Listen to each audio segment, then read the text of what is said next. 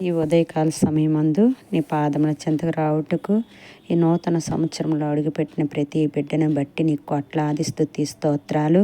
ఈరోజు చూడని వారు ఎందరో ఉన్నారు. వాళ్ళకంటే మేము శ్రేష్ఠులము కాదు, కానీ నీ ఉచితమైన కృప చొప్పున మేము తండ్రి సజీవ లెక్కల్లో ఇలా 2026 చూచుటకు మాకు నీ కృపా ధన్యతను మాకు అనుగ్రహించినందుకు కోట్లాది స్తుతి స్తోత్రములు. అయ్యా, మరొక్కసారి నీ పాదముల చెంత నిన్ను అయ్యా సన్మానించుటకు తండ్రి, నిన్ను ఆరాధించుటకు, నిన్ను తండ్రి నాయన గణపరచుటకు ఈ రోజంతా కూడా ప్రభువా నీ పాద సన్నిధిలో గడిపే ధన్యతను భాగ్యమును మాకు అనుగ్రహించమని క్రీస్తునామంలో ప్రార్థించి అడిగి వేడుకొంచున్నాను తండ్రి. ఆమెన్. ప్రతి ఒక్కరు సిద్ధపడండి, ప్రార్థనాపూర్వకంగా సిద్ధపడండి. దేవుడు మిమ్మల్ని అందరినీ దీవించిపోతున్నాడు, ఆశీర్వదించబోతున్నాడు. ఒక నూతనమైన వాగ్దానంతో మీకు మీ జీవితానికి సరిపడే వాగ్దానంతో దేవుడు మిమ్మల్ని తృప్తిపరచబోతున్నాడు. మీకు క్షేమకరమైన, ఆశ్చర్యకరమైన, సంతోషకరమైన, ఆరోగ్యకరమైన, ఆత్మ సంబంధమైన, దేవునికి ఇంకా దగ్గరగా జీవించే విధంగా, దేవుని చిత్తం నెరవేర్చే విధంగా ఉండే విధంగా మీకు దేవుడు మంచి వాగ్దానాలు అనుగ్రహించును గాక.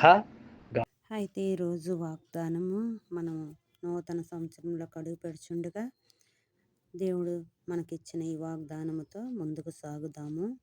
2 కొరింథీయులకు 5:17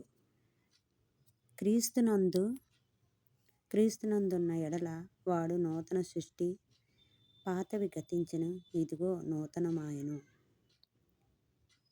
ఎవరైనా నేను క్షమించాను అని చెప్పగలుగుతారేమో కానీ కొంతకాలం క్షమించవచ్చు, ఒక్కరోజు క్షమించవచ్చు, ప్రతిసారి క్షమించరు. అది దేవుడిలోని మాత్రమే క్షమాపణ గుణము ఉన్నది.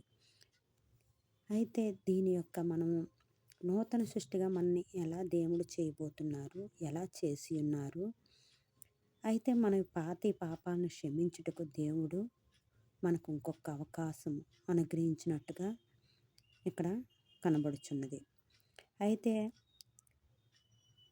పాతవి గతించును అంటే పాపము, అలవాట్లు, అపరాధ భావములు, పాత ఆలోచనలు, విధానము మరియు దేవునికి దూరంగా ఉన్న స్థితిని మనం విడిచిపెట్టి నూతనంగా దేవుళ్ళో ఎదిగే విధముగా మన జీవితములు ఉండుటకు దేవుడు మరొక అవకాశం మనకు అనుగ్రహిస్తున్నట్టుగా ఇక్కడ కనబడుతుంది. క్రీస్తులో ఉన్న వ్యక్తి కేవలం మెరుగుపరచబడడం కాదు, కానీ నూతన సృష్టిగా మార్చబడతాడు. దేవుని దృష్టిలో ఒక కొత్త ఆరంభం మనకి ప్రారంభింపబడుతున్నది. మనము దేవుడితో అంటుకట్టి దేవుడితో సహవాసం చేసినప్పుడు, దేవుడి వైపు తిరిగినప్పుడు మనము నూతన సృష్టిగా మార్చబడతాము. పాతవి గతించును, ఇదిగో నూతనమాయెను. పాపం విడిచిపెట్టబడి నూతనంగా మనం తిరిగి జన్మించినట్టుగా ఇక్కడ కనబడుతుంది. ఈ మార్పు కేవలం క్రీస్తుతో సంబంధం కలిగి ఉన్నప్పుడే, ఇన్ క్రైస్ట్ దేవుడితో సంబంధం మనం కలిగి ఉన్నప్పుడు మాత్రమే ఇది సాధ్యమవుతుంది. జీవితంలో చాలామంది గతాన్ని చూసి బాధపడుతూ ఉంటారు, కానీ దేవుడు మనకు రీస్టార్ట్ బటన్ లాంటి గొప్ప అవకాశాన్ని దేవుడు ఇచ్చి ఉన్నాడు. అదే క్రీస్తులో నూతన సృష్టి. దేవుడిలో మనం నూతనంగా పుట్టినట్లు, నూతనంగా తయారవునట్లు, నూతన సృష్టిగా మార్చబడినట్లుగా. పాతవి గతించును శిక్ష నుంచి విడుదల, పాత పాపాలకు రావాల్సిన శిక్ష క్రీస్తు శిలువలో ద్వారా కొట్టివేయబడింది. మన పాత పాపం ఇప్పుడు వరకు ఎన్నెన్ని పాపాలు నోటి ద్వారా, శరీరం ద్వారా, రకరకాల పాపాలు మనము చేసి ఉన్నాము. అయితే దేవుడు మనకి ఏం చేస్తున్నారంటే తన శిలువ ద్వారా, తన శిలువ వేసుకున్న ద్వారా మన శిక్షను కొట్టివేయబడుచున్నదని ఇక్కడ రాయబడి ఉన్నది. గతంలో చేసిన తప్పులు మనల్ని వెంటాడుతాయి, దేవుడు వాటిని జ్ఞాపకం చేసుకోడు. అర్థమైందండి? మన మనస్సే మనం తప్పు చేస్తే పదే పదే మనకి మన ముందు కనబడుతుంది, మన చెవుల్లో వినబడుతుంది, మన మనసుకు బాగోదు మనం తప్పు చేస్తే. అలాంటిది దేవుడంట మనల్ని జ్ఞాపకం చేసుకోడట. పాపం చేసినవి అన్నీని, మనము పాపం చేసినవన్నీ దేవుడు మరిచినట్లుగా ఇక్కడ ఉంది.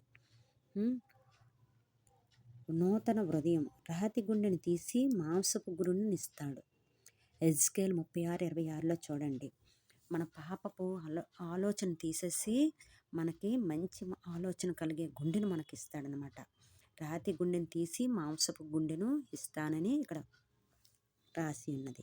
స్వార్థం కోసం కాక దేవుని మహిమ కోసం బతకడం మనం ఆరంభించాలి. మనం ప్రతిదీ ఏదో ఒక కలిసి వస్తుందనో, ఏదో జరుగుతుందనో, ఏదో ఉద్దేశం కలిగి మనము అన్ని విషయాలందు ఉండకూడదు. మనము దేవుడి కృప ద్వారా మనము మంచిగా తీర్చబడాలి. నూతన సృష్టికి లోకంతో వేరుగా ఉండడం, కొత్తగా మారిన వ్యక్తికి మళ్ళీ పాత అలవాట్లలోకి వెళ్ళకూడదు. మనము నూతనంగా మారినప్పుడు మళ్ళీ కొత్త పాత అలవాట్ల వైపుకి వెనక్కి తిరిగి చూడకూడదు అనమాట. చెట్లలో కొమ్మలాగా మనం క్రీస్తులో నిరంతరం కొనసాగాలి. చూడండి, చెట్టుకు అల్లుకుపోతుంది కొమ్మ, అలాగా దేవుడితో మనము అల్లుకుపోయే విధముగా ఉండాలి. మనము అట్టి రీతిగా ఉన్నప్పుడు దేవుడు మన పాపాలను క్షమించి మన పాప జీవితాన్ని విడిచిపెట్టుటకు నూతన అవకాశం తన సిలువ ద్వారా మనకి మోక్షాన్ని కలిగించి ఉన్నారు దేవుడు. దేవుడు మిమ్మల్ని మీ గతాన్ని బట్టి తీర్పు తీర్చుడు. మీరు క్రీస్తు వైపు తిరిగితే ఈ క్షణమే మీ జీవితంలో పాతవి గతించి నూతనంగా మారుతారు. అయితే పాత జీవితాన్ని చూసి మనకి దేవుడు తీర్పు తీర్చడట. దేవుళ్ళో మనం తిరిగి దేవుడి వైపు మారినప్పుడు అతను నూతనంగా మారుస్తాడట. అట్టి రీతిగా మనం ఉండుట కోసం దేవుని కృపను బట్టి దేవుణ్ణి అడుగుదామా? దేవా, నీకు వందనాలు, స్తుతులు, స్తోత్రాలయ్యా. ఎన్నో పాపాలు, ఎన్నో ఇబ్బందులు, ఎన్నో ఇరుకులు, ఎన్నో తండ్రి చెడ్డ అలవాట్ల నుంచి తండ్రి నాయన ఈ సంవత్సరం నుంచి మేము అవన్నీ విడిచిపెట్టి నూతనముగా నీతో అంటుకట్టబడి చెట్టుకి కొమ్మ ఎలాగల్లుకుంటుందో అట్టి రీతిగా నీతో అల్లుకునే విధముగా మా జీవితాలు, మా అందరి జీవితాలు విన్నవారు అయ్యా తండ్రి నాయన నీ కృప ద్వారా నూతన సృష్టిగా మార్చబట్టుకు, నూతన క్రియల ద్వారా నింపబట్టుకు, నూతన ఉద్యోగాల ద్వారా నింపబట్టుకు, నూతన తండ్రి నాయన యేసయ్య ఇయర్లో తండ్రి నాయన అద్భుత ఆశ్చర్యకార్యంలో నింపబట్టుకు నీ కృపా ధన్యతను ప్రతి ఒక్కరికి దయచేయమని క్రీస్తు నామములో ప్రార్థించి అడిగి పొంది ఉన్నాం తండ్రి. ఆమేన్.